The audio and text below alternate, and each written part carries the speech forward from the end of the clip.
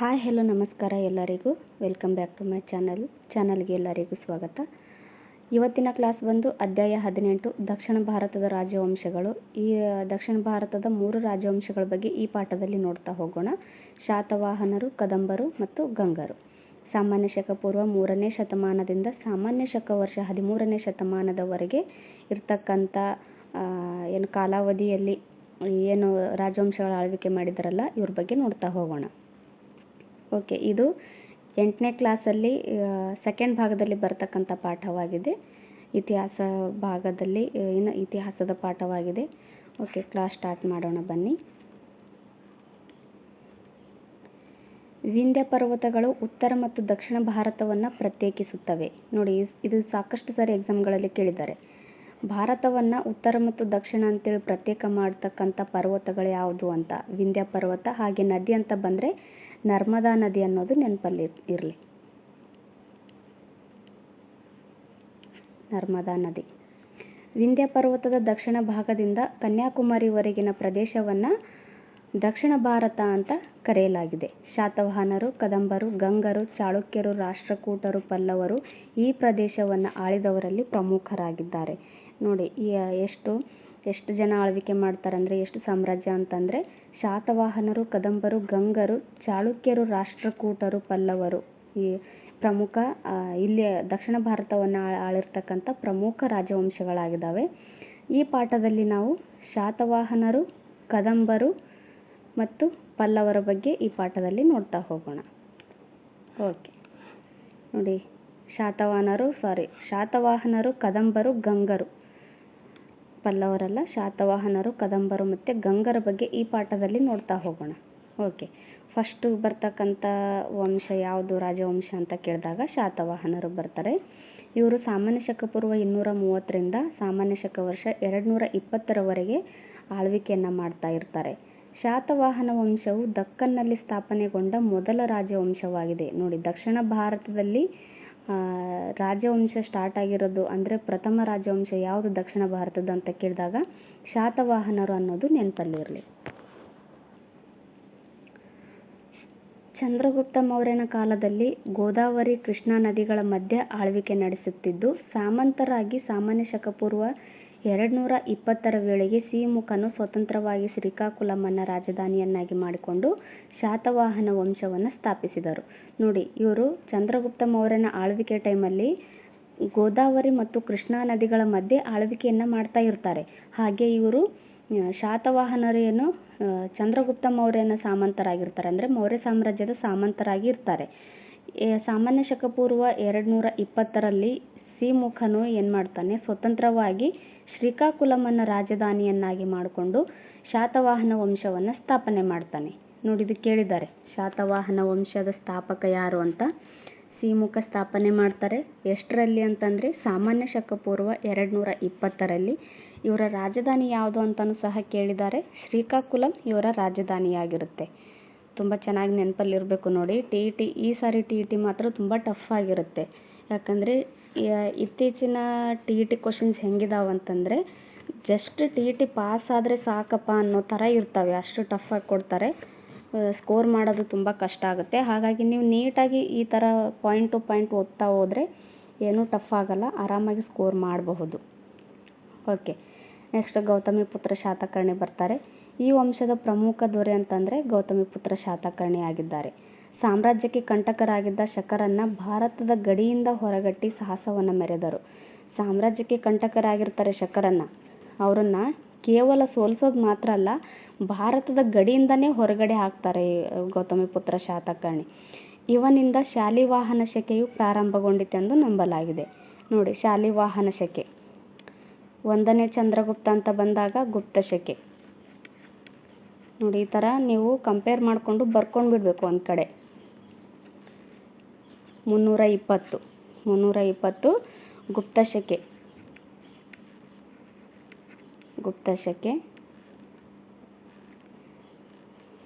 ಶಕ ವರ್ಷ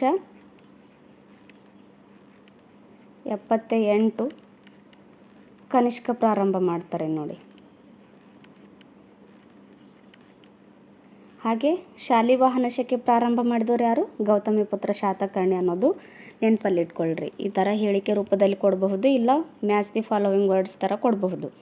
ಕೊಂಕಣ, ಬಿರಾರ್, ಸೌರಾಷ್ಟ್ರ, ಮಾಳವಗಳಲ್ಲದೆ ಅನೇಕ ಹೊಸ ಪ್ರದೇಶಗಳನ್ನು ತನ್ನ ರಾಜ್ಯಕ್ಕೆ ಸೇರಿಸಿಕೊಂಡನು. ಇವನಿಗೆ ತ್ರೈ ಸಮುದ್ರ ತೋಯ ಪೀತವಾಹನ, ಶಾತವಾಹನ ಕುಲಯಶ ಪ್ರತಿಷ್ಠಾಪನಕರ ಮುಂತಾದ ಬಿರುದುಗಳಿದ್ದವು. ನೋಡಿ, ಗೌತಮಿಪುತ್ರ ಶಾತಕರ್ಣಿಗೆ ಇದ್ದಂತಹ ಬಿರುದುಗಳು ಯಾವುವು ಅಂತ ಕೇಳಿದಾಗ ತ್ರೈ ಸಮುದ್ರತೋಯ ಪಿತಾವಾಹನ ಹಾಗೂ ಶಾತವಾಹನ ಕುಲಯಶ ಪ್ರತಿಷ್ಠಾಪನಕರ ಅನ್ನೋದು ಈತನ ಬಿರುದುಗಳಾಗಿದ್ದಾವೆ. ಯಜ್ಞಶ್ರೀ ಶಾತಕರ್ಣಿಯು ಈ ವಂಶದ ಕೊನೆಯ ಅರಸ ಆಗಿದ್ದಾರೆ. ನೋಡಿ, ಇದು ಸಹ ಕೇಳಿದ್ರು, ಈ ಶಾತವಾಹನರ ವಂಶದ ಕೊನೆಯ ಅರಸ ಯಾರು ಅಂತ. ಯಜ್ಞಶ್ರೀ ಶಾತಕರ್ಣಿ ಕೊನೆಯ ಅರಸ ಆಗಿದ್ದಾರೆ. ಅವನ ಕಾಲದಲ್ಲಿ ನಿರಂತರ ದಾಳಿಯಿಂದಾಗಿ ಸಾಮ್ರಾಜ್ಯ ಪತನಗೊಳ್ಳುತ್ತೆ. ನೋಡಿ, ಕೇವಲ 1-2 ಸಾರಿ ಅಥವಾ 3 ಸಾರಿ 4 ಸಾರಿ ಯುದ್ಧ ಮಾಡಿದ್ರು ಏನಾಗಲ್ಲ, ಬಟ್ ನಿರಂತರವಾಗಿ ಒಂದು ಸಾಮ್ರಾಜ್ಯದ ಮೇಲೆ ಯಾರೇ ದಾಳಿ ಮಾಡಿದ್ರು ಆ ಸಾಮ್ರಾಜ್ಯ ಪತನದ ಹಾದಿಯತ್ತ ಹೋಗುತ್ತೆ. ಅದೇ ರೀತಿಯಾಗಿ ಇವ್ರದ್ದು ಸಹ ಆಗುತ್ತೆ. ನೋಡಿ, ಶಾತವಾಹನರ ಕಾಲದಲ್ಲಿ ರಾಜನೇ ರಾಜ್ಯದ ಸರ್ವೋಚ್ಚ ಅಧಿಕಾರಿಯಾಗಿರ್ತಾನೆ. ಆಡಳಿತದ ಅನುಕೂಲತೆಗಾಗಿ ರಾಜ್ಯವನ್ನು ಜನಪದ ಎಂದು ವಿಭಾಗಿಸಿ ಅವುಗಳಿಗೆ ಅಧಿಕಾರಿಗಳನ್ನು ನೇಮಿಸಲಾಗುತ್ತೆ. ನೋಡಿ, ಇದು ತುಂಬ ಚೆನ್ನಾಗಿ ನೆನಪಲ್ಲಿ ಇಟ್ಕೋಬೇಕು ನೀವು. ರಾಜ್ಯಗಳನ್ನು ಯಾವ ರೀತಿಯಾಗಿ ವಿಭಾಗಿಸಿದ್ರು ಅಂತ. ರಾಜ್ಯವನ್ನು ಜನಪದ ಎಂದು ವಿಭಾಗಿಸಿ ಅವುಗಳಿಗೆ ಅಧಿಕಾರಿಗಳನ್ನು ನೇಮಕ ಮಾಡ್ತಾರೆ. ನಗರ ಮತ್ತು ಗ್ರಾಮಗಳ ವ್ಯವಸ್ಥೆಯನ್ನು ಸ್ವಯಂ ಆಡಳಿತ ಸಂಸ್ಥೆಗಳು ನೋಡಿಕೊಳ್ಳುತ್ತಿದ್ದವು. ನಗರ ಮತ್ತು ಗ್ರಾಮಗಳ ವ್ಯವಸ್ಥೆಯನ್ನು ಸ್ವಯಂ ಆಡಳಿತ ಸಂಸ್ಥೆಗಳು ನೋಡಿಕೊಳ್ತಾ ಇದ್ದುವು. ಸಮಾಜದಲ್ಲಿ ವರ್ಗಭೇದವಿರಲಿಲ್ಲ. ಅಂದರೆ ಮೇಲ್ವರ್ಗ ಕೆಳವರ್ಗ ಅನ್ನೋ ವರ್ಗಭೇದ ಭಾವ ಈ ಶಾತವಾಹನರ ಕಾಲದಲ್ಲಿ ಇರಲಿಲ್ಲ. ಸ್ತ್ರೀಯರು ಸಹ ಉನ್ನತ ಅಧಿಕಾರ ಸ್ಥಾನಮಾನಗಳನ್ನು ಹೊಂದಿದ್ದರು. ರೈತ, ವ್ಯಾಪಾರಿ, ಅಕ್ಕಸಾಲಿಗ, ಮೀನುಗಾರ, ಬಡಗಿ, ನೇಕಾರ, ಔಷಧಿ ತಯಾರಿಸುವವ ಮುಂತಾದ ಕಸಬುದಾರರು ಅಲ್ಲಿ ಆ ಸಾಮ್ರಾಜ್ಯದಲ್ಲಿ ಇದ್ದರು. ಕಸಬುದಾರರ ಸಂಘಗಳು ಇದ್ದವು. ಇದೇ ಮುಂದೆ ವಾಣಿಜ್ಯ ಮತ್ತು ವ್ಯಾಪಾರಿ ಸಂಘಗಳಾಗಿ ಕಾರ್ಯನಿರ್ವಹಿಸುತ್ತವೆ. ವಿದೇಶಿ ವ್ಯಾಪಾರಕ್ಕೂ ಪ್ರೋತ್ಸಾಹ ನೀಡಿದರಲ್ಲದೆ ನಾಸಿಕ್, ಕಲ್ಯಾಣ, ಬ್ರೋಚ್, ಭಟ್ಕಳ ವ್ಯಾಪಾರ ಕೇಂದ್ರಗಳಾಗಿದ್ದವು. ನೋಡಿ, ಶಾತವಾಹನರು ವಿದೇಶಿ ವ್ಯಾಪಾರಕ್ಕೂ ಪ್ರೋತ್ಸಾಹ ನೀಡ್ತಾರೆ. ಅದಲ್ಲದೆ ನಾಸಿಕ್, ಕಲ್ಯಾಣ, ಬ್ರೋಚ್, ಭಟ್ಕಳ ಇವೇನಾಗಿದ್ದಾವೆ? ವ್ಯಾಪಾರ ಕೇಂದ್ರಗಳಾಗಿದ್ದಾವೆ. ಶಾತವಾಹನರ ಕಾಲದಲ್ಲಿ ಇರ್ತಕ್ಕಂಥ ವ್ಯಾಪಾರ ಕೇಂದ್ರಗಳು ತುಂಬ ಚೆನ್ನಾಗಿ ನೆನಪಲ್ಲಿ ಇರಬೇಕು. ನೋಡಿ, ಕೇಳ್ತಾರೆ, ಕನ್ಫ್ಯೂಸ್ ಮಾಡಿಸ್ತಾರೆ ತುಂಬ. ಯಾಕಂದರೆ ಈ ನಾಸಿಕ್, ಕಲ್ಯಾಣ, ಬ್ರೋಚ್, ಭಟ್ಕಳ ಇದ್ರ ಜೊತೆ ಇನ್ನೊಂದು ಯಾವುದಾದ್ರೂ ಪ್ಲೇಸ್ ಕೊಟ್ಬಿಟ್ಟು ಇವುಗಳಲ್ಲಿ ಯಾವುದು ಸರಿಯಾಗಿದೆ ಯಾವುದು ತಪ್ಪಾಗಿದೆ ಅಂತ ಕೊಡ್ತಾರೆ. ಇಲ್ಲ ಒಂದು ಹೇಳಿಕೆ ಕೊಟ್ಬಿಟ್ಟು ಸೂಕ್ಷ್ಮವಾಗಿ ಅಬ್ಸರ್ವ್ ಮಾಡಬೇಕು ನಾವು. ಹೇಳಿಕೆ ಕೊಡ್ತಾರೆ ಏನಂತ, ವಿದೇಶಿ ವ್ಯಾಪಾರಕ್ಕೂ ಪ್ರೋತ್ಸಾಹ ನೀಡಿದರು. ಮತ್ತು ಇನ್ನೊಂದು ಪಾಯಿಂಟಲ್ಲಿ ಕೊಡ್ತಾರೆ, ನಾಸಿಕ್, ಕಲ್ಯಾಣ, ಬ್ರೋಚ್ ಮಾತ್ರ ವ್ಯಾಪಾರ ಕೇಂದ್ರಗಳಾಗಿದ್ದವು ಈ ಥರ ಕೊಡ್ತಾರೆ. ಆವಾಗ ಮಾತ್ರ ಅಥವಾ ಈ ಥರ ನೀವು ತುಂಬ ಚೆನ್ನಾಗಿ ಅಬ್ಸರ್ವ್ ಮಾಡಬೇಕಲ್ಲಿ ಕ್ವಶನ್ಸಲ್ಲಿ. ಇವು ಮಾತ್ರ ಅಲ್ಲ, ಭಟ್ಕಳ ಕೂಡ ವ್ಯಾಪಾರ ಕೇಂದ್ರಗಳಾಗಿದ್ದವು. ನೋಡಿ, ವೈದಿಕ ಮತಸ್ಥರಾದ ಶಾತವಾಹನರು ಇತರೆ ಧರ್ಮಗಳಾದ ಬೌದ್ಧ ಹಾಗೂ ಜೈನ ಧರ್ಮಕ್ಕೂ ಪ್ರೋತ್ಸಾಹ ನೀಡಿ ಸಹಿಷ್ಣುತಾ ಭಾವನೆಯನ್ನು ಬಾಳ್ತಾ ಇದ್ರು. ನೋಡಿ, ಇದು ಕೇಳಿದರು, ಶಾತವಾಹನರು ಯಾವ ಮತಸ್ಥರಾಗಿದ್ದರು ಅಂತ. ಇವರು ವೈದಿಕ ಮತಸ್ಥರಾಗಿದ್ದರು. ಅದಲ್ಲದೆ ಬೌದ್ಧ ಮತ್ತು ಜೈನ ಮತದ ಧರ್ಮಗಳಿಗೂ ಇವರು ಪ್ರೋತ್ಸಾಹವನ್ನು ನೀಡ್ತಾ ಇದ್ರು. ಕಲೆ, ಸಾಹಿತ್ಯ, ವಿದ್ಯಾಭ್ಯಾಸಕ್ಕೆ ಉತ್ತೇಜನ ನೀಡ್ತಾ ಇದ್ರು. ವಿದ್ವಾಂಸರು ಹಾಗೂ ಸಾಮಾನ್ಯ ಜನರ ಭಾಷೆಯಾಗಿದ್ದ ಪ್ರಾಕೃತ ಭಾಷೆಯಲ್ಲಿ ಸಾಹಿತ್ಯ ಸೃಷ್ಟಿಯಾಗಿತ್ತು. ನೋಡಿ, ಇವ್ರ ಕಾಲದಲ್ಲಿ ಯಾವ ಭಾಷೆಯಲ್ಲಿ ಸಾಹಿತ್ಯ ಸೃಷ್ಟಿಯಾಯಿತು ಅಂತಲೂ ಸಹ ಕೇಳ್ತಾರೆ. ಇದು ಪ್ರಾಕೃತ ಭಾಷೆಯಲ್ಲಿ ಸಾಹಿತ್ಯಗಳು ಸೃಷ್ಟಿಯಾಗ್ತವೆ. ಹಾಲನ್ನು ಬರೆದ ಗಾಥಾ ಸಪ್ತಸತಿ ಇದಕ್ಕೆ ಉದಾಹರಣೆಯಾಗಿದೆ. ಅಂದರೆ ಹಾಲರಾಜ ಏನು ಬರಿತಾನೆ, ಗಾಥಾ ಸಪ್ತಸತಿ ಅನ್ನೋ ಗ್ರಂಥ ಬರಿತಾನಲ್ಲ, ಅದು ಪ್ರಾಕೃತ ಭಾಷೆಯಲ್ಲಿರ್ತದೆ ಅನ್ನೋದು ಇಲ್ಲಿ ಅರ್ಥ ಆಗುತ್ತೆ. ನೋಡಿ, ನೆಕ್ಸ್ಟು, ಇವರ ಕಾಲದಲ್ಲಿ ಅಜಂತ ಮತ್ತು ಅಮರಾವತಿಯ ಚಿತ್ರಕಲೆಗಳು ರಚನೆಗೊಂಡವು. ಅಜಂತ ಮತ್ತು ಅಮರಾವತಿಯ ಚಿತ್ರಕಲೆಗಳು ಶಾತವಾಹನರ ಕಾಲದಲ್ಲಿ ರಚನೆಯಾಗ್ತವೆ. ದೇವಾಲಯ, ವಿಹಾರ ಮತ್ತು ಚೈತ್ಯಾಲಯಗಳನ್ನು ಕಟ್ಟಲಾಯಿತು. ಕಾರ್ಲೆಯಲ್ಲಿ ಚೈತ್ಯಾಲಯವನ್ನು ಬನವಾಸಿಯ ಶ್ರೀಮಂತ ವರ್ತಕ ಭೂತಪಾಲನು ನಿರ್ಮಿಸಿದನು. ನೋಡಿ, ಈ ಕಾರ್ಲೆ ಚೈತ್ಯಾಲಯ ನಿರ್ಮಿಸಿದ್ದು ಯಾವ ರಾಜ್ಯನೂ ಅಲ್ಲ, ಮಹಾರಾಜನೂ ಅಲ್ಲ. ಅಲ್ಲಿರ್ತಕ್ಕಂಥ ಒಬ್ಬ ಶ್ರೀಮಂತ ವರ್ತಕ ಅಂದರೆ ವ್ಯಾಪಾರಿ ಭೂತಪಾಲ ನಿರ್ಮಿಸ್ತಾನೆ ಈಗ ಕಾರ್ಲೆಯಲ್ಲಿ ಇರ್ತಕ್ಕಂಥ ಚೈತ್ಯಾಲಯವನ್ನು. ಒಟ್ಟಿನಲ್ಲಿ ಶಾತವಾಹನರ ಕಾಲದಲ್ಲಿ ಈ ನಾಡು ಸಮೃದ್ಧಿಯಿಂದ ಕೂಡಿತ್ತು ಮತ್ತು ಇವರು ಸಾಹಸಿಗಳು, ಸಮರ್ಥ ಆಡಳಿತಗಾರರಾಗಿದ್ದು ಭಾರತದ ಸಂಸ್ಕೃತಿಗೆ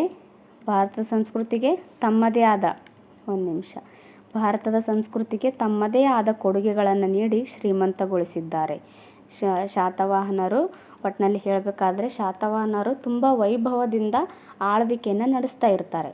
ಓಕೆ, ನೆಕ್ಸ್ಟ್ ಕದಂಬರು ಬರ್ತಾರೆ. ಕದಂಬರು ಎಲ್ಲಿಂದ ಎಲ್ಲಿವರೆಗೂ ಇರ್ತಾರೆ? ಸಾಮಾನ್ಯ ಶಕ ವರ್ಷ 325ರಿಂದ 540ರವರೆಗೂ ಇರ್ತಾರೆ. ಕರ್ನಾಟಕದಲ್ಲಿ ಸ್ಥಾಪನೆಗೊಂಡ ಮೊದಲ ರಾಜವಂಶ ಇದಾಗಿದೆ. ನೋಡಿ, ಈ ಥರ ನೀವು ನೆನಪಲ್ಲಿ ಇಟ್ಕೋಬೇಕು. ಇಡೀ ಭಾರತದಲ್ಲೇ ಮೊದಲು ಸಾಮ್ರಾಜ್ಯ ಸ್ಥಾಪನೆಯಾಗಿದ್ದು ಯಾವುದು ಅಂತ ಕೇಳಿದಾಗ ಮೌರ್ಯರು ಅನ್ನೋದು ನೆನಪಲ್ಲಿ ಇರಲಿ. ಮೌರ್ಯ ಸಾಮ್ರಾಜ್ಯ.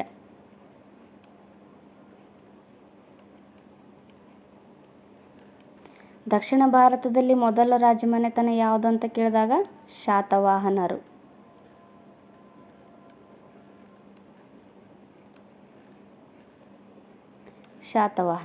ಅದೇ ರೀತಿಯಾಗಿ ಕರ್ನಾಟಕದಲ್ಲಿ ಅಂತ ಬಂದಾಗ ಕದಂಬರು. ಈ ರೀತಿಯಾಗಿ ನೀವು ಒಂದು ಸೈಡಲ್ಲಿ ಬರ್ಕೊಂಡು ಬಿಡಬೇಕು. ಇಲ್ಲ ಇಲ್ಲೇನಾದರೂ ಪ್ಲೇಸ್ ಇರುತ್ತಲ್ಲ, ಈ ಥರ ಪ್ಲೇಸು ಇಲ್ಲಿ ಭಾರತದಲ್ಲಿ ಈ ಥರ ಬರೆದು, ಆಮೇಲೆ ದಕ್ಷಿಣ ಭಾರತದಲ್ಲಿ, ಆಮೇಲೆ ಕರ್ನಾಟಕದಲ್ಲಿ ಈ ಥರ ಬರೆದ್ಬಿಟ್ಟು ಮುಂದ್ಗಡೆ ಕದಂಬರು, ಶಾತವಾಹನರು, ಮೌರ್ಯ ಸಾಮ್ರಾಜ್ಯ ಈ ಥರ ನೀವು ಬರೆದ್ಬಿಟ್ರೆ ಅದು ಯಾರೇ ಎಂಥ ಟೈಮಲ್ಲಿ ಕೇಳಿದರೂ ಸಹ ನೆನಪು ಹೋಗೋದಿಲ್ಲ, ಕನ್ಫ್ಯೂಸ್ ಕೂಡ ಆಗೋದಿಲ್ಲ, ತುಂಬ ಚೆನ್ನಾಗಿ ನೆನಪಲ್ಲಿರುತ್ತೆ. ಕರ್ನಾಟಕ ಆಳಿದ ಮೊದಲ ರಾಜಮನೆತನ ಯಾವುದು? ಕದಂಬರು. ಇವರ ರಾಜಧಾನಿ ಬನವಾಸಿ ಆಗಿರುತ್ತೆ. ಇದು ಈಗಿನ ಉತ್ತರ ಕನ್ನಡ ಜಿಲ್ಲೆಯಲ್ಲಿ ಇದೆ ನೋಡಿ. ಮಯೂರವರ್ಮನು ಈ ಸಂತತಿಯ ಆಳ್ವಿಕೆಯನ್ನು ಸ್ಥಾಪಕ ಮತ್ತು ಶ್ರೇಷ್ಠನಾದ ರಾಜ ಕೂಡ ಆಗಿದ್ದಾನೆ.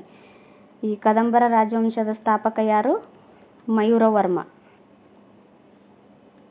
ಪಲ್ಲವ ರಾಜ ಶಿವಸ್ಕಂದವರ್ಮನಿಂದ ಅಪಮಾನಗೊಂಡಾಗ ಮಯೂರಶರ್ಮ ತನ್ನ ವರ್ಣವನ್ನು ತ್ಯಜಿಸಿ ಕ್ಷತ್ರಿಯ ವರ್ಣ ಸ್ವೀಕರಿಸಿ ಮಯೂರವರ್ಮನಾದನು.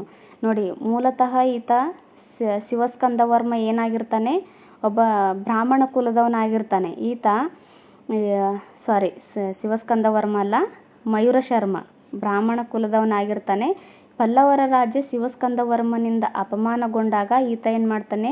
ಸಿಟ್ಟಿಗೆದ್ದು ಈತನ ಮೇಲೆ ಸೇಡು ತೀರಿಸ್ಕೊಳ್ಳೋಕ್ಕೋಸ್ಕರ ತನ್ನ ವರ್ಣವನ್ನು ತ್ಯಜಿಸಿ ಕ್ಷತ್ರಿಯ ವರ್ಣವನ್ನು ಸ್ವೀಕಾರ ಮಾಡಿ ಮಯೂರವರ್ಮ ಆಗ್ತಾನೆ. ಮಯೂರವರ್ಮ ಆಗಿ ಕದಂಬ ರಾಜವಂಶವನ್ನು ಸ್ಥಾಪನೆ ಮಾಡ್ತಾನೆ. ಪಲ್ಲವರನ್ನು ಸೋಲಿಸಿ ಕದಂಬ ರಾಜ್ಯವನ್ನು ಸ್ಥಾಪನೆ ಮಾಡ್ತಾನೆ. ಇವನು ಕನ್ನಡಿಗರ ಸ್ವಾಭಿಮಾನದ ಸಂಕೇತ ಆಗಿದ್ದಾನೆ ನೋಡಿ. ಓಕೆ, ನೆಕ್ಸ್ಟ್ ನೋಡೋಣ.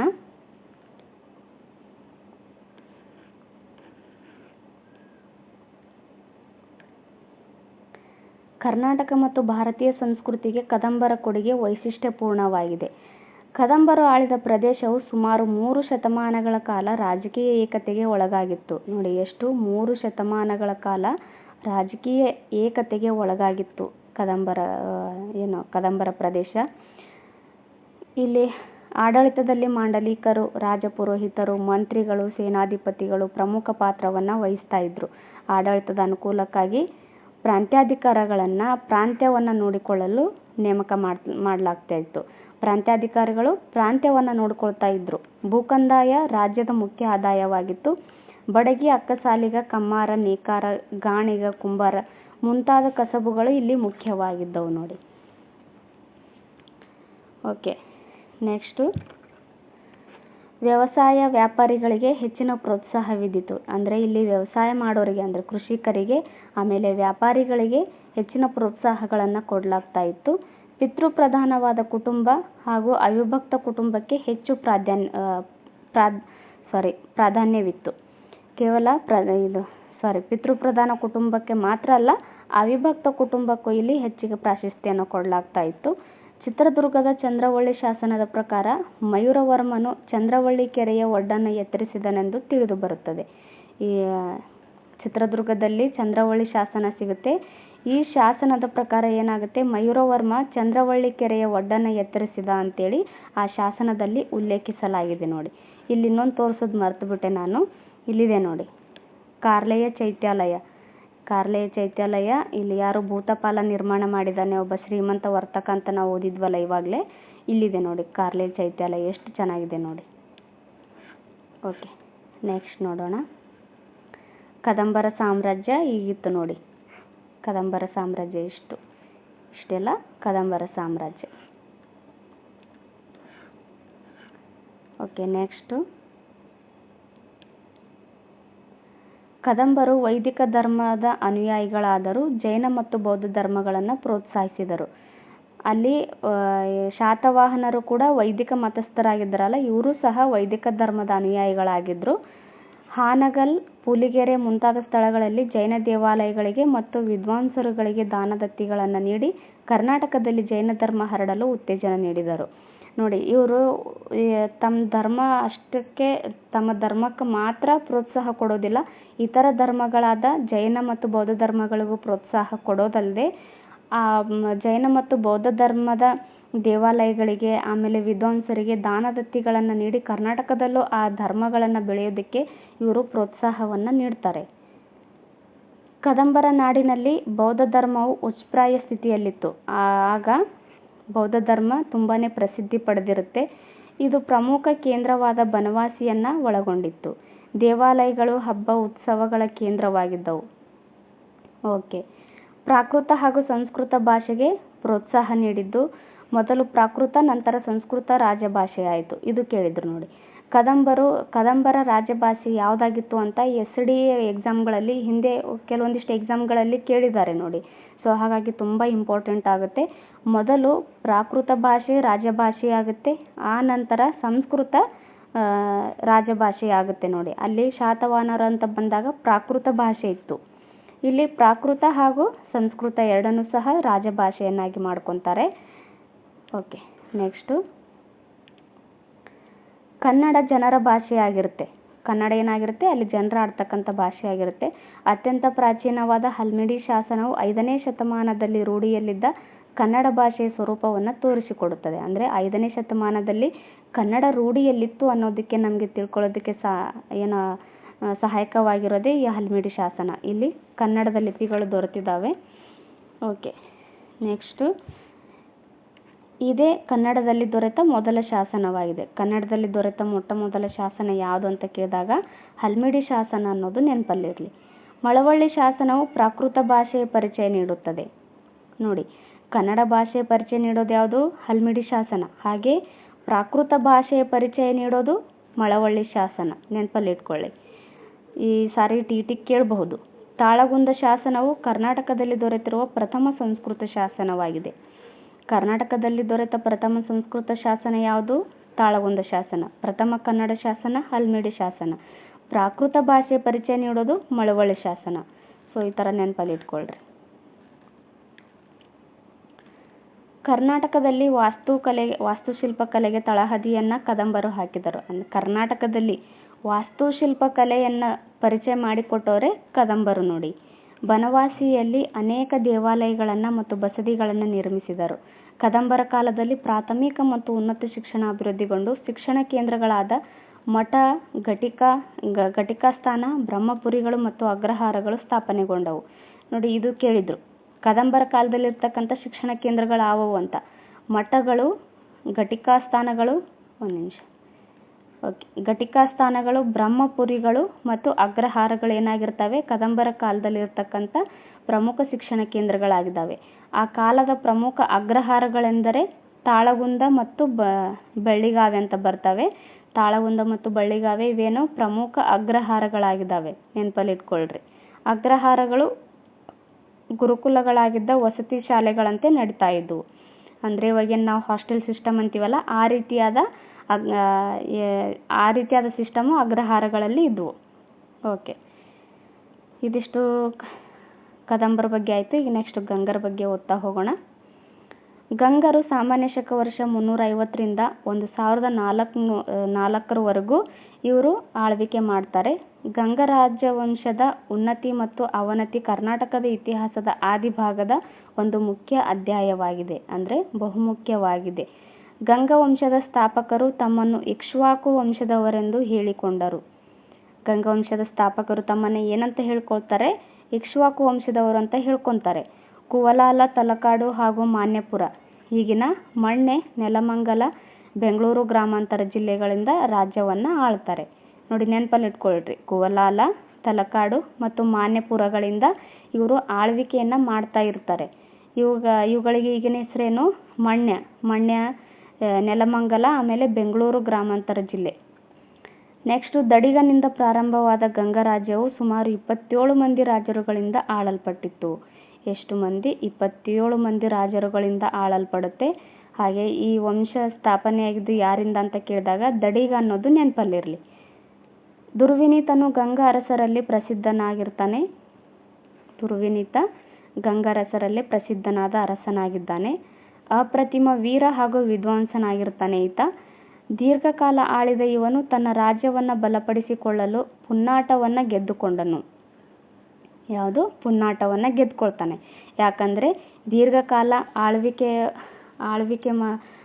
ಆಳಿದ ಇವನು ತನ್ನ ರಾಜ್ಯವನ್ನು ಇನ್ನೂ ಬಲಪಡಿಸಿಕೊಳ್ಬೇಕು ಅನ್ನೋ ಸಲುವಾಗಿ ಪುನ್ನಾಟವನ್ನು ಗೆದ್ದುಕೊಳ್ತಾನೆ. ಇವನು ಅನೇಕ ಕೆರೆಗಳನ್ನು ನೀರಾವರಿಗಾಗಿ ಕಟ್ಟಿಸಿದನೆಂದು ನಲ್ಲಾಳ ತಾಮ್ರಪಟ ಶಾಸನದಿಂದ ತಿಳಿದು ಬರುತ್ತದೆ. ನೋಡಿ, ನಲ್ಲಾಳ ತಾಮ್ರಪಟ ಶಾಸನ ಏನು ಹೇಳುತ್ತೆ ಅಂತ ಕೇಳ್ತಾರೆ ಎಕ್ಸಾಮ್ಗಳಲ್ಲಿ. ಏನು ಹೇಳುತ್ತೆ ಅಂತಂದರೆ, ದುರ್ವಿನೀತ ಇದನ್ನಲ್ಲ, ಅನೇಕ ಕೆರೆಗಳನ್ನು ನೀರಾವರಿಗಾಗಿ ಕಟ್ಟಿಸಿದನು ಅಂತೇಳಿ ಈ ನಲ್ಲಾಳ ತಾಮ್ರಪಟ ಶಾಸನದಲ್ಲಿ ಉಲ್ಲೇಖ ಇದೆ. ಓಕೆ.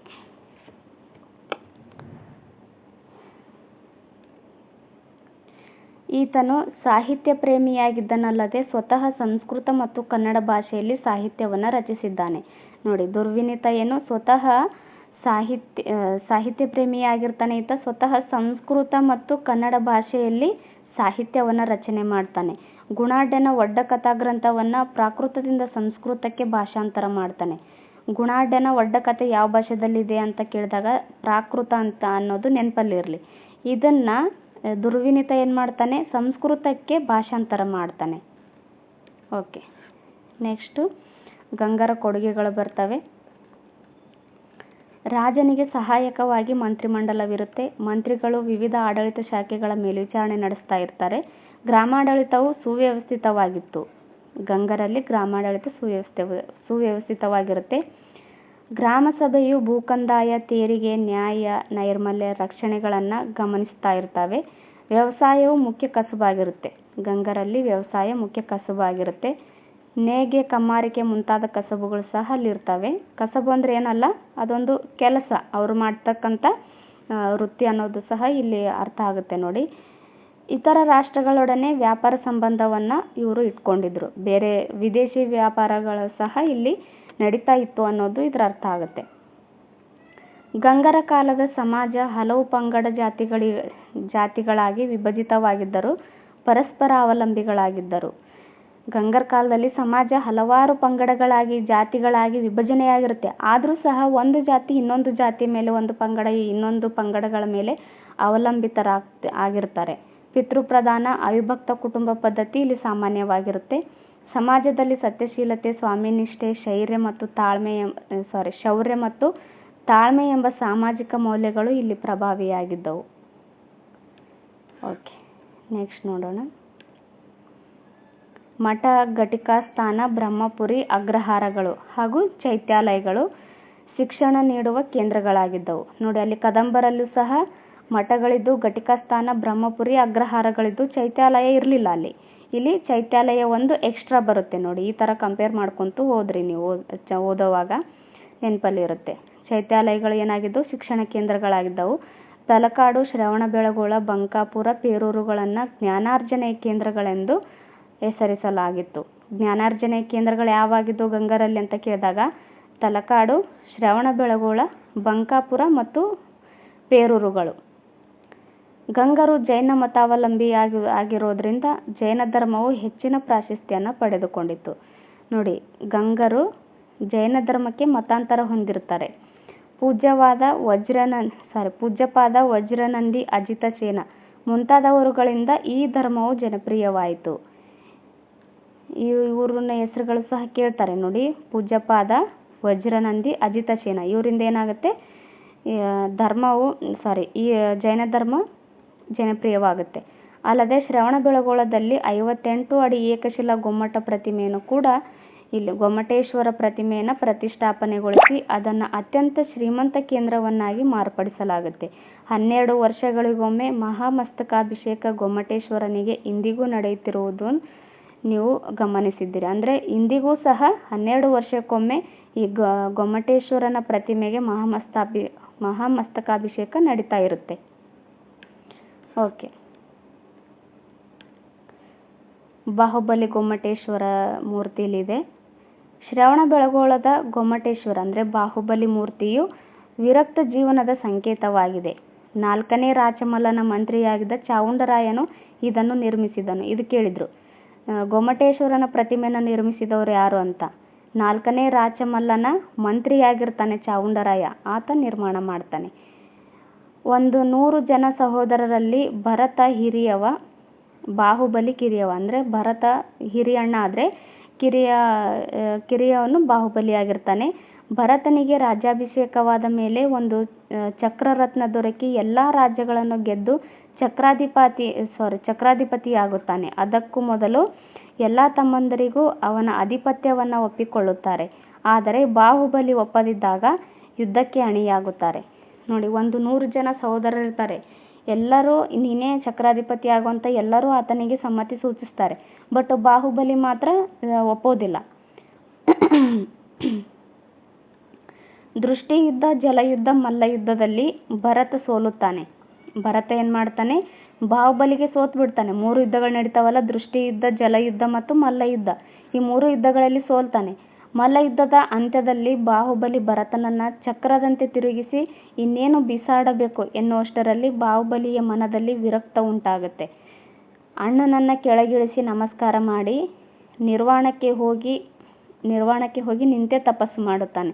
ಅಂದ್ರೆ ಕೇವಲ ಆಸ್ತಿಗೋಸ್ಕರ ನಾವು ಅಣ್ಣ ತಮ್ಮಂದ್ರು ಈ ರೀತಿಯಾಗಿ ಹೊಡೆದಾಡ್ಬೇಕಾ ಅನ್ನೋ ತರ ಆತನಿಗೆ ಮನಸ್ಸು ಪರಿವರ್ತನೆ ಆಗುತ್ತೆ. ಒಂದು ನಿಮಿಷ.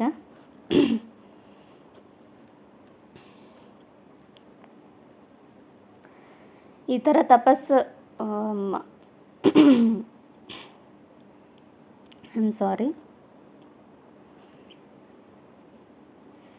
ಈ ತರ ತನ್ನ ಮನಸ್ಸಲ್ಲಿ ವಿರಕ್ತ ಉಂಟಾಗಿ ಏನಾಗ್ತಾನೆ ಆತ ಅಲ್ಲಿಂದ ಹೊರಗೆ ಹೋಗ್ಬಿಡ್ತಾನೆ. ರಾಜ್ಯ ಬೇಡ, ಏನು ಬೇಡ ಅಂತೇಳಿ ಎಲ್ಲ ಬಿಟ್ಟು ಹೊರಗಡೆ ಹೋಗಿ ಏನ್ ಮಾಡ್ತಾನೆ, ನಿಂತೆ ತಪಸ್ಸು ಮಾಡ್ತಾನೆ.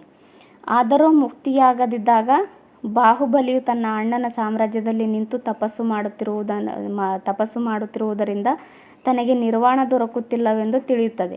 ಅಂದ್ರೆ ತನ್ನ ಅಣ್ಣನ ಸಾಮ್ರಾಜ್ಯದಲ್ಲೇ ನಿಂತು ನಾನು ತಪಸ್ಸು ಮಾಡ್ತಾ ಇರೋದ್ರಿಂದ ನನಗೆ ನಿರ್ವಾಣ ಸಿಗ್ತಾ ಇಲ್ಲ ಅಂತ ಈತನಿಗೆ ಭಾಸವಾಗುತ್ತೆ. ಆಗ ಭರತನೇ ಬಂದು ಬಾಹುಬಲಿಗೆ ಇಡೀ ಸಾಮ್ರಾಜ್ಯವೇ ಬಾಹುಬಲಿದೆಂದು ಅದನ್ನು ಆಳುತ್ತಿರುವವನು ತಾನೆಂದು ತಿಳಿದಾಗ ಮೋಕ್ಷ ಲಭಿಸುತ್ತದೆ. ನೋಡಿ, ಭರತ ಬಾಹುಬಲಿ ಹತ್ರ ಬರ್ತಾನೆ.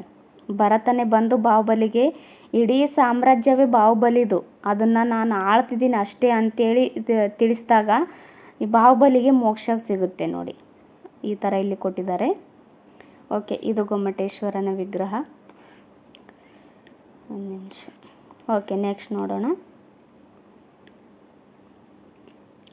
ಗಂಗರಾಜರು ಕಲೆ ಮತ್ತು ವಾಸ್ತುಶಿಲ್ಪಗಳಿಗೆ ಪ್ರೋತ್ಸಾಹ ನೀಡಿದ್ದರು. ಇವರು ಸುಂದರ ದೇವಾಲಯಗಳನ್ನು, ಬಸದಿಗಳನ್ನು ಕಟ್ಟಿಸ್ತಾರೆ.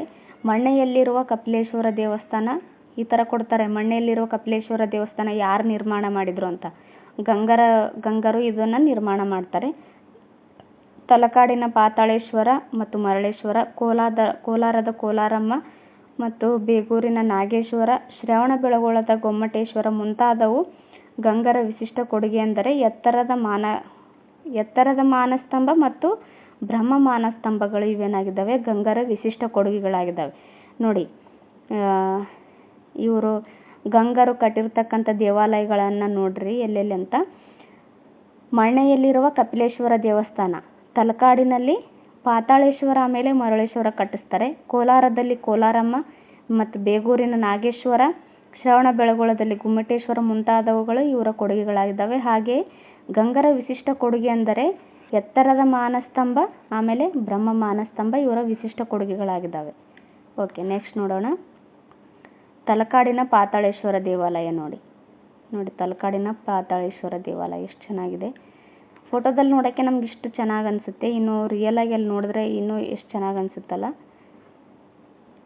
ಸಾಹಿತ್ಯಾಭಿಮಾನಿಗಳಾದ ಗಂಗರಾಜರು ಸಂಸ್ಕೃತ, ಪ್ರಾಕೃತ ಮತ್ತು ಕನ್ನಡ ಭಾಷೆಗಳಿಗೆ ಪ್ರೋತ್ಸಾಹವನ್ನು ನೀಡಿದ್ದರಿಂದ ಗ್ರಂಥಗಳು ರಚನೆಯಾಗ್ತವೆ. ಇಮ್ಮಡಿ ಮಾಧವನು ದತ್ತಕ ಸೂತ್ರಕ್ಕೆ ಟಿಪ್ಪಣಿ ಬರೆದನು. ಇಮ್ಮಡಿ ಮಾಧವ ದತ್ತಕ ಸೂತ್ರಕ್ಕೆ ಟಿಪ್ಪಣಿ ಬರೆದರೆ ದುರ್ವಿನೀತನು ಶಬ್ದಾವತಾರ ಸಂಸ್ಕೃತ ಕೃತಿಯನ್ನು ರಚಿಸಿದನಲ್ಲದೆ ಗುಣಾಢ್ಯನ ಒಡ್ಡಕಥಾವನ್ನು ಸಂಸ್ಕೃತಕ್ಕೆ ಅನುವಾದ ಮಾಡಿದನು. ಗುಣಾಢ್ಯನ ಒಡ್ಡಕಥೆ ಯಾವ ಭಾಷೆಯಲ್ಲಿರುತ್ತೆ? ಪ್ರಾಕೃತ ಭಾಷೆಯಲ್ಲಿರುತ್ತೆ. ಪ್ರಾಕೃತ ಭಾಷೆಯಲ್ಲಿರುತ್ತಲ್ಲ, ಪ್ರಾಕೃತದಿಂದ ಸಂಸ್ಕೃತಕ್ಕೆ ಅನುವಾದವನ್ನು ಮಾಡ್ತಾರೆ ದುರ್ವಿನೀತ. ಹಾಗೆ ಸಂಸ್ಕೃತದಲ್ಲಿ ಶಬ್ದಾವತಾರ ಅನ್ನೋ ಕೃತಿಯನ್ನು ಕೂಡ ರಚನೆ ಮಾಡ್ತಾರೆ.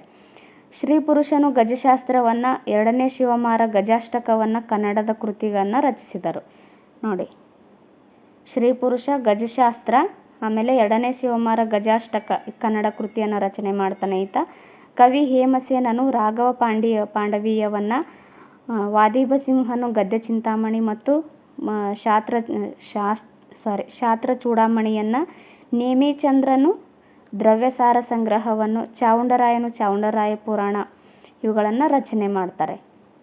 ನೋಡಿ, ಯಾರ್ಯಾರು ಏನೇನು ರಚನೆ ಮಾಡ್ತಾರೆ ಅನ್ನೋದು ಇನ್ನೊಂದು ಸತಿ ನೋಡ್ಕೊಂಡ್ಬಿಡಿ. ಇಮ್ಮಡಿ ಮಾಧವ, ಒಂದು ನಿಮಿಷ ಕಲರ್ ಚೇಂಜ್ ಮಾಡ್ಕೊತೀನಿ. ಇಮ್ಮಡಿ ಮಾಧವ ದತ್ತಕ ಸೂತ್ರಕ್ಕೆ ಟಿಪ್ಪಣಿ ಬರೀತಾರೆ. ದುರ್ವಿನೀತ ಶಬ್ದಾವತಾರ ಅನ್ನೋ ಸಂಸ್ಕೃತ ಕೃತಿಯನ್ನು ರಚನೆ ಮಾಡ್ತಾರೆ. ಹಾಗೆ ಗುಣಾಢ್ಯನ ಒಡ್ಡ ಕಥಾವನ್ನು ಸಂಸ್ಕೃತಕ್ಕೆ ಅನುವಾದ ಮಾಡ್ತಾರೆ. ಹಾಗೆ ಶ್ರೀ ಪುರುಷ ಗಜಶಾಸ್ತ್ರವನ್ನು ರಚನೆ ಮಾಡ್ತಾರೆ. ಎರಡನೇ ಶಿವಮಾರ ಗಜಾಷ್ಟಕವನ್ನು ಕನ್ನಡದಲ್ಲಿ ರಚನೆ ಮಾಡ್ತಾರೆ. ಕವಿ ಹೇಮಸೇನ ಇರ್ತಾನಲ್ಲ, ಈತ ರಾಘವ ಪಾಂಡವೀಯವನ್ನು ರಚನೆ ಮಾಡ್ತಾರೆ. ವಾದಿಭಸಿಂಹ ಗದ್ಯ ಚಿಂತಾಮಣಿ ಮತ್ತು ಶಾಸ್ತ್ರ ಚೂಡಾಮಣಿ ಅನ್ನೋ ಕೃತಿಗಳನ್ನು ರಚನೆ ಮಾಡ್ತಾರೆ. ಹಾಗೆ ನೇಮಿಚಂದ್ರನು ದ್ರವ್ಯಸಾರ ಸಂಗ್ರಹವನ್ನು ರಚಿಸ್ತಾರೆ. ಚಾವುಂಡರಾಯನು ಚಾವುಂಡರಾಯ ಪುರಾಣವನ್ನು ರಚನೆ ಮಾಡ್ತಾರೆ. ಓಕೆ, ಇದಿಷ್ಟು ಗಂಗರ ಕಾಲದಲ್ಲಿರ್ತಕ್ಕಂಥ ಸಾಹಿತ್ಯಗಳಾಗಿದ್ದಾವೆ. ಓಕೆ, ನೆಕ್ಸ್ಟು ಭಾಷಾಭ್ಯಾಸ ಬರುತ್ತೆ. ಹೊಂದಿಸಿ ಬರೆಯಿರಿ, ಬಿಟ್ಟ ಸ್ಥಳಗಳನ್ನು ತುಂಬಿರಿ ಅಂತ ಕೊಟ್ಟಿದ್ದಾರೆ. ಸೊ ಬಿಟ್ಟ ಸ್ಥಳಗಳನ್ನು ತುಂಬೋಣ. ಶ್ರೀಮುಖನು ಡ್ಯಾಶ್ ಅನ್ನು ರಾಜಧಾನಿಯನ್ನಾಗಿ ಮಾಡಿಕೊಂಡನು ಅಂತ ಇಲ್ಲಿ ಕೊಟ್ಟಿದ್ದಾರೆ.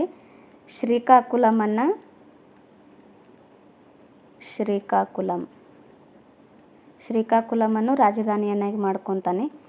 ಹಾಲನ್ನು ಬರೆದ ಗಾಥಾ ಸಪ್ತಸತಿ ಗ್ರಂಥ. ಗಾಥಾ ಸಪ್ತಸತಿ ಶಾತವಾಹನರಲ್ಲಿ ಬರ್ತಾನೆ ಈತ. ಕನ್ನಡದಲ್ಲಿ ದೊರೆತ ಮೊದಲ ಶಾಸನ ಹಲ್ಮಿಡಿ ಶಾಸನ. ಕದಂಬರ ರಾಜಧಾನಿ ಬನವಾಸಿಯು ಈಗಿನ ಉತ್ತರ ಕನ್ನಡ ಜಿಲ್ಲೆಯಲ್ಲಿ ಇದೆ ನೋಡಿ.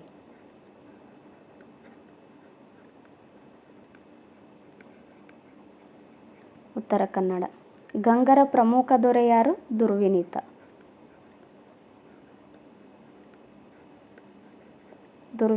ಗಂಗರ ಪ್ರಮುಖ ದೊರೆಯಾಗಿದ್ದಾರೆ. ಚಾವುಂಡರಾಯನು ರಚಿಸಿದ ಗ್ರಂಥ ಚಾವುಂಡರಾಯ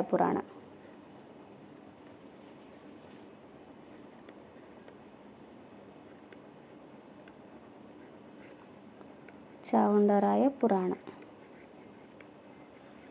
ಓಕೆ, ನೆಕ್ಸ್ಟ್ ನೋಡೋಣ.